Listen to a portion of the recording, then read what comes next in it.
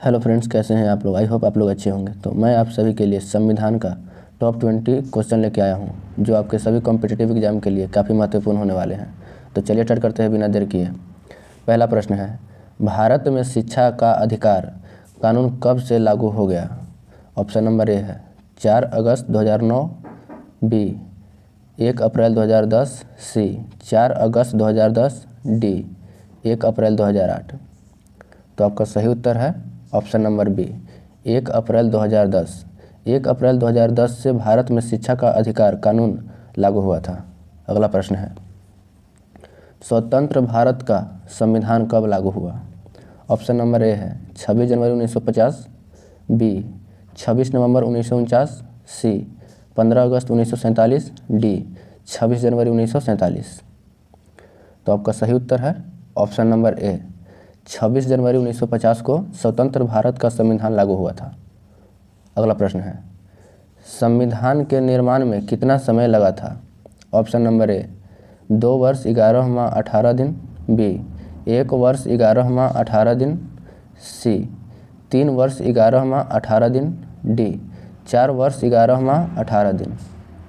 तो आपका सही उत्तर है ऑप्शन नंबर ए 2 वर्ष 11 माह 18 दिन। संविधान के निर्माण में 2 वर्ष 11 माह 18 दिन लगा था। अगला प्रश्न है, शिक्षा अधिकार अधिनियम अनिवार्य एवं निःशुल्क शिक्षा बच्चों को दिया जाना है, इसकी अधिकतम उम्र सीमा क्या निश्चित है। ऑप्शन नंबर ए 12 वर्ष, बी 14 वर्ष, सी 15 वर्ष और डी 16 वर्ष। तो आपका सही उत्तर है ऑप्शन नंबर बी 14 वर्ष।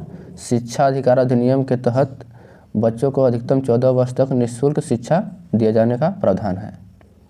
अगला प्रश्न है, हमारे संविधान की मुख्य विशेषता है।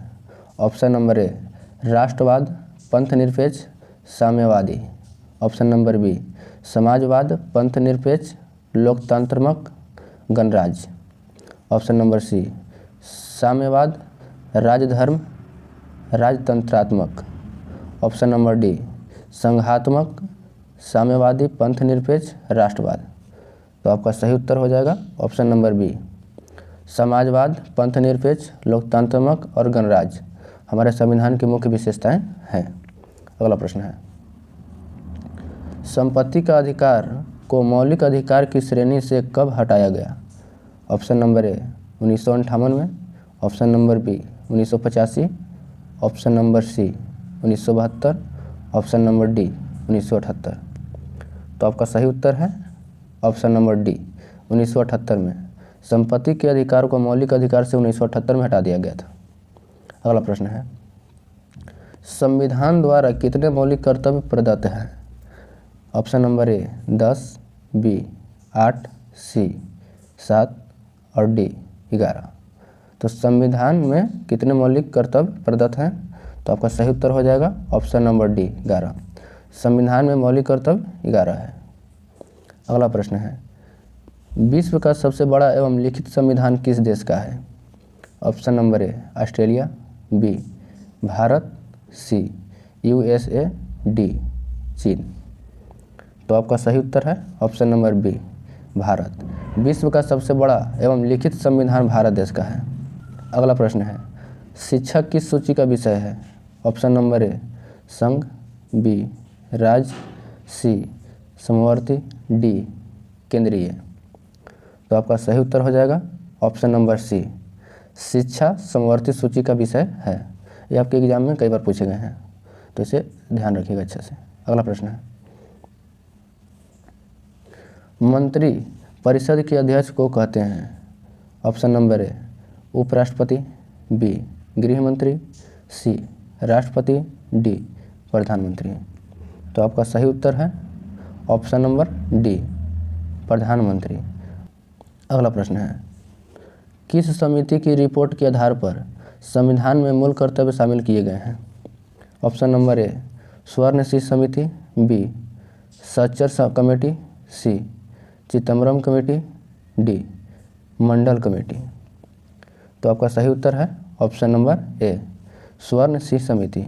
स्वर्णशील समिति रिपोर्ट के आधार पर संविधान में मूल कर्तव्य शामिल किए गए हैं। वीडियो अच्छा लग रहा हो तो चैनल को लाइक और सब्सक्राइब करें और शेयर करें।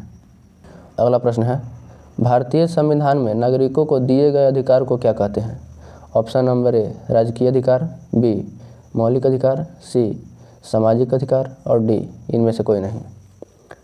तो आपका सही उत्तर हो जाएगा ऑप्शन नंबर बी मौलिक अधिकार। भारतीय संविधान में नागरिकों को दिए गए अधिकार को मौलिक अधिकार कहते हैं। अगला प्रश्न है, राष्ट्र ध्वज एवं राष्ट्रगान का आदर करना कहलाता है? ऑप्शन नंबर ए मौलिक कर्तव्य, बी मौलिक अधिकार, सी नैतिक कर्तव्य, डी इनमें से कोई नहीं। तो आपका सही उत्तर है ऑप्शन नंबर ए मौलिक कर्तव्य। राष्ट्र ध्वज एवं राष्ट्रगान का आदर करना मौलिक कर्तव्य कहलाता है। अगला प्रश्न है, राष्ट्रीय मानव अधिकार आयोग का गठन कब किया गया? Option number A 1939, B 1965, C 1993, D 1936। तो आपका सही उत्तर है ऑप्शन नंबर सी 1993। राष्ट्रीय मानव अधिकार आयोग का गठन 1993 में किया गया था, 1993 में। अगला प्रश्न है, मानव अधिकार दिवस किस तिथि को मनाया जाता है? ऑप्शन नंबर ए 10 दिसंबर, बी 30 मार्च, सी 14 सितंबर, डी 2 अक्टूबर। तो आपका सही उत्तर है ऑप्शन नंबर ए 10 दिसंबर। मानव अधिकार दिवस 10 दिसंबर को मनाया जाता है। अगला प्रश्न है,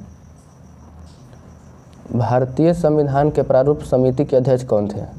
option number A doctor Rajendra Prasad, B doctor BR Ambedkar, C Pandit Jawaharlal Nehru, D Lal Bahadur Shastri. तो आपका सही उत्तर है option number B doctor BR Ambedkar. भारतीय संविधान के प्रारूप समिति के अध्यक्ष डॉक्टर BR अम्बेडकर थे। अगला प्रश्न है, 26 नवंबर 1949 को संविधान पर अंतिम रूप से कितने सदस्यों ने हस्ताक्षर किए? Option number A 284, B 289, C 324, D 389। तो आपका सही उत्तर है ऑप्शन नंबर ए 284। 26 नवंबर 1949 को संविधान पर अंतिम रूप से 284 सदस्यों ने हस्ताक्षर किए थे। अगला प्रश्न है, भारतीय राष्ट्रीय आंदोलन का उदय कौन सी सदी में हुई? ऑप्शन नंबर ए 19वीं सदी, बी 18वीं सदी, सी 20वीं सदी, डी 15वीं सदी। तो आपका सही उत्तर है ऑप्शन नंबर ए 19वीं सदी। भारतीय राष्ट्रीय आंदोलन का उदय 19वीं सदी में हुई थी। अगला प्रश्न है, किसी भी धर्म को राजकीय धर्म के रूप में बढ़ावा न देना क्या कहलाता है? ऑप्शन नंबर ए स्वतंत्रता, बी धर्मनिरपेक्षता, सी समानता, डी संवैधानिक। तो आपका सही उत्तर है ऑप्शन नंबर बी धर्मनिरपेक्षता। किसी भी धर्म को राजकीय धर्म के रूप में बढ़ावा न देना धर्मनिरपेक्षता कहलाता है। अगला प्रश्न है, राष्ट्रीय सीमाओं के आर पार अवैध रूप से गैर कानूनी खरीद बिक्री के व्यापार को क्या कहा जाता है? ऑप्शन नंबर ए राज्य व्यापार, बी संघ व्यापार, सी मानव व्यापार, डी अंतर्राष्ट्रीय व्यापार। इस क्वेश्चन का आंसर आपको बताना है। अगर आंसर पता हो तो कमेंट बॉक्स में ज़रूर बताइएगा। यह क्वेश्चन आपके लिए। अगर वीडियो अच्छा लगा हो तो चैनल को लाइक और सब्सक्राइब कर लें। इस तरह का वीडियो अब तक पहुँचता रहे।